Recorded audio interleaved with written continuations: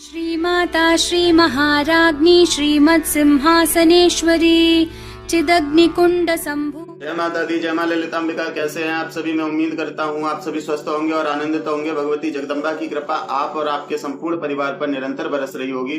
तो आज जो हम जानकारी लेके आए हैं वो इस विषय पर लेके आए हैं कि रोज ओम ह्रीम दुम दुर्गाय नमः मंत्र का जप करने से आपको जीवन में क्या क्या प्राप्त होता है और आप इस मंत्र से क्या क्या प्राप्त कर सकते हैं। इस मंत्र की शक्ति क्या है और इस मंत्र में कौन कौन सी शक्ति विद्यमान है जिसका जाप करके आप अपने जीवन में वो हर वस्तु प्राप्त कर सकते हैं जो हर व्यक्ति की एक इच्छा होती है, एक कामना होती है। तो आज हम इस वीडियो में इसी मंत्र के विषय में जानकारी लेके आए हैं। तो वीडियो को अंत तक देखें और चैनल पर पहली बार आए हैं तो चैनल को सब्सक्राइब कर लें। जानकारी पसंद आए तो एक लाइक कर दें, कमेंट में जय माता दी लिखें। तो आइए वीडियो को शुरू करते हैं। ओम ह्रीम दुम दुर्गाय नमः, इस मंत्र का एक अलग ही महत्व है।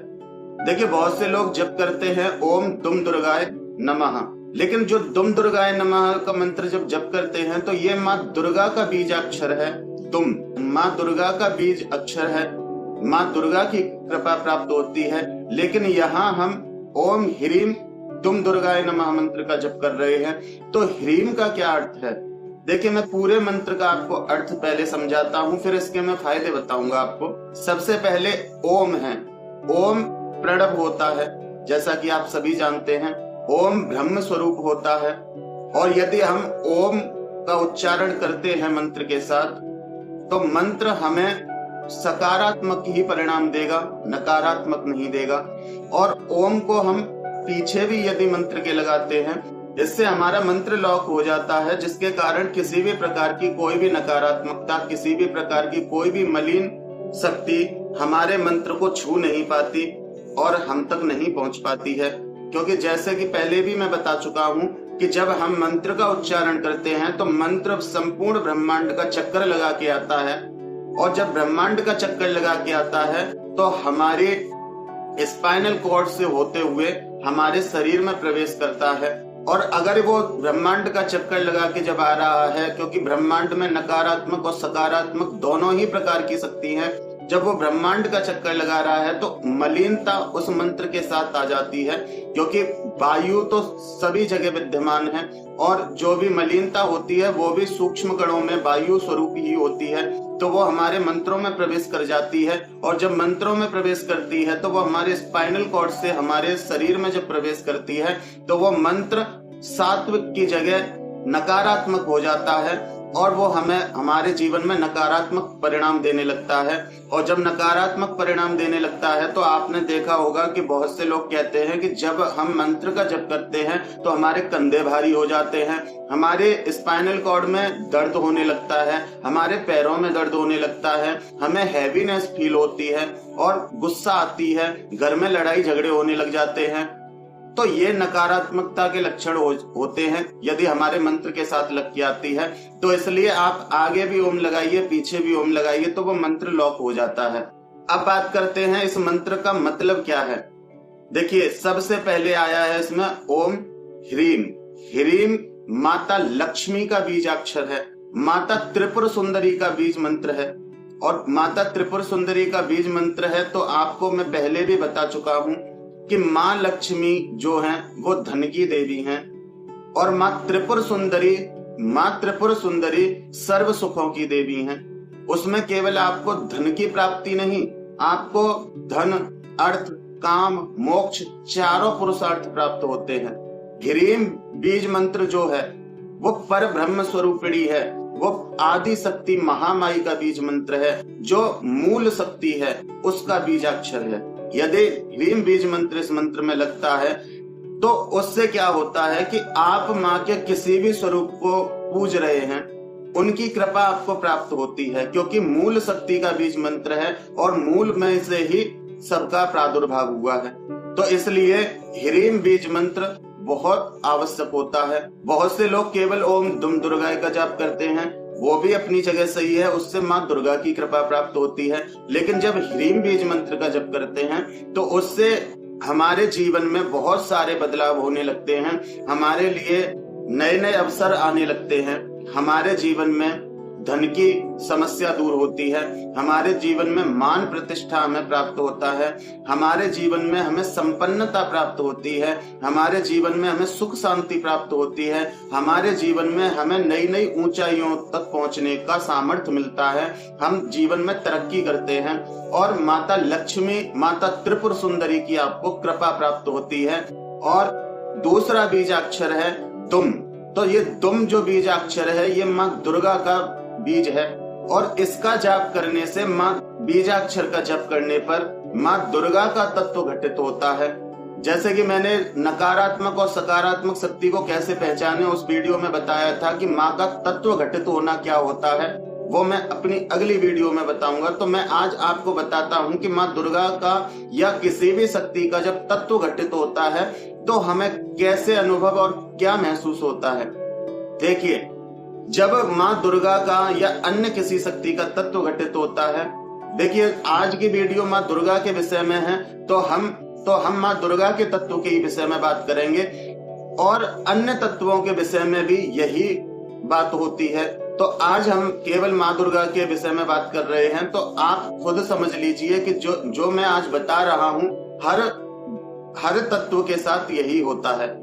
तो देखिए, जब माँ दुर्गा का तत्व घटित होता है तो व्यक्ति धीरे धीरे शांत होने लगता है, अपने आसपास जो घटित हो रहा है उसको समझने लगता है, उसको जीवन में क्या करना चाहिए इसका उसको आभास पहले से होता है, जीवन में उसके साथ क्या होने वाला है इसका आभास उसे पहले से ही होने लग जाता है।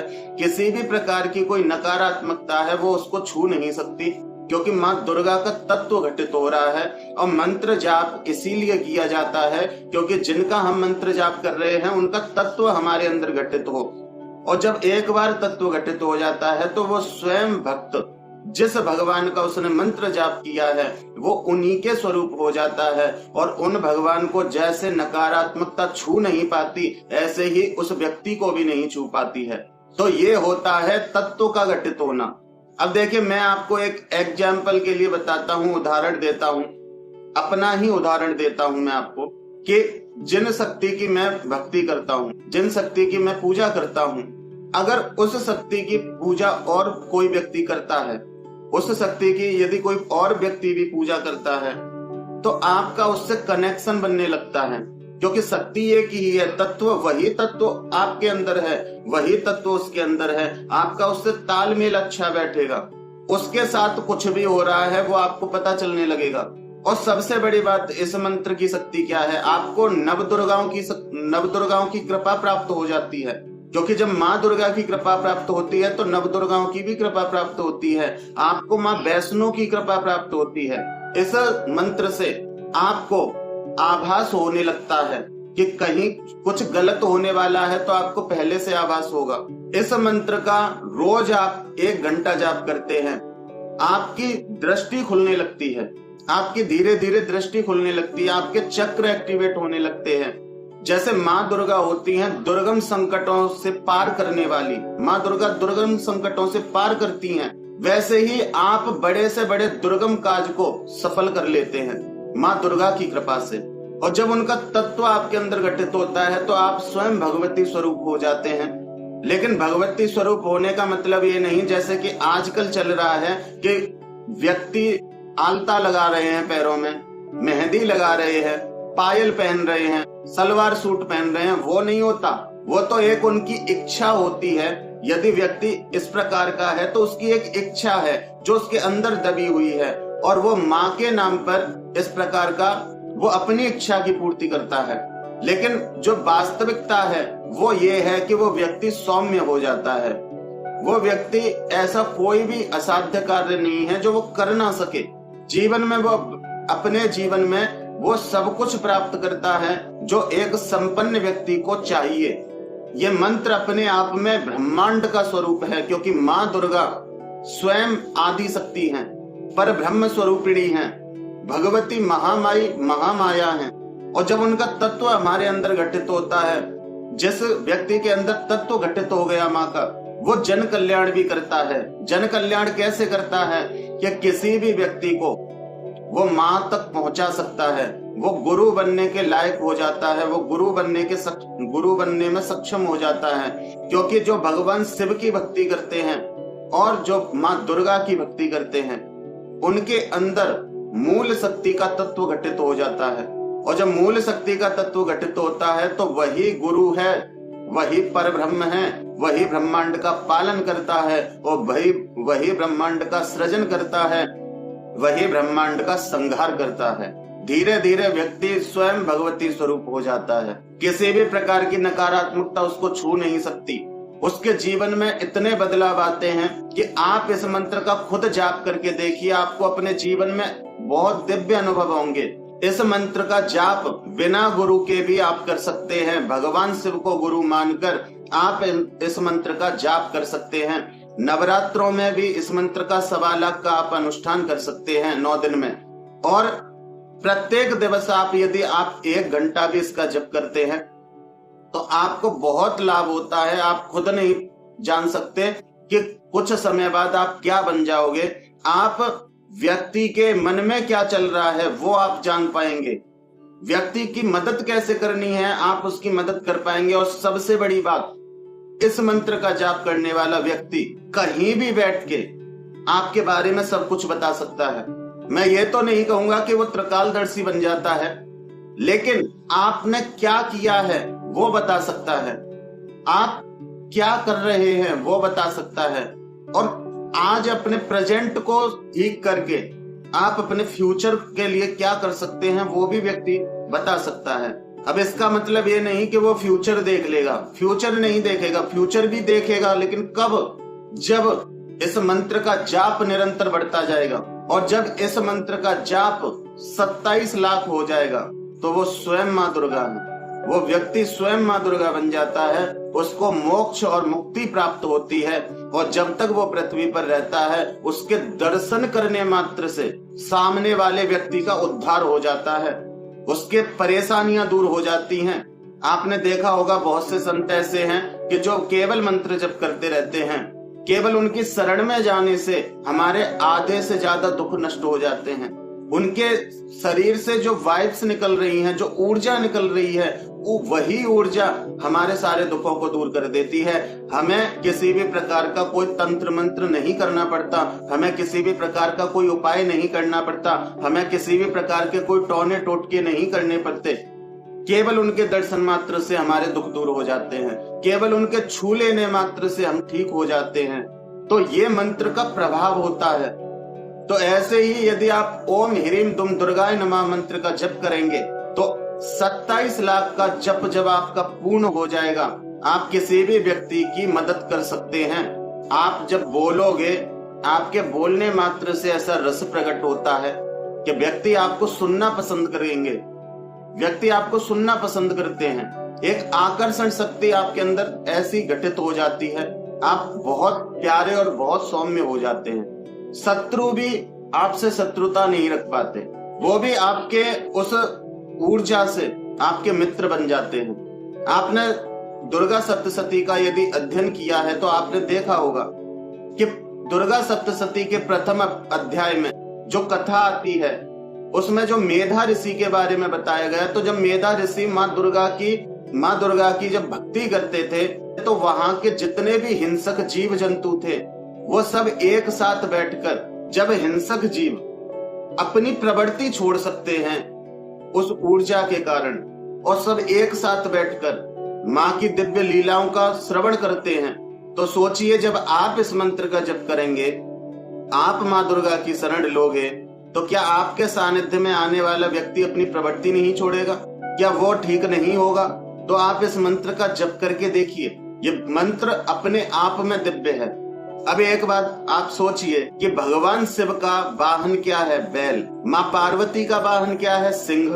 गणेश जी का वाहन क्या है? मूषक। और कार्तिकेय जी का वाहन क्या है? मयूर। अब देखिए, सिंह बैल को खा सकता है, मयूर सर्प को खा सकता है, सर्प को मार सकता है, मयूर सर्प को खा सकता है, सर्प मूषक को खा सकता है, लेकिन फिर भी हिल मिल के रहते हैं। क्यों? क्योंकि जो माँ और भगवान शिव, भगवान कार्तिकेय, भगवान गणेश से जो ऊर्जा निकल रही है उससे उन्होंने अपनी हिंसक प्रवृत्ति छोड़ के सौम्य हो गए।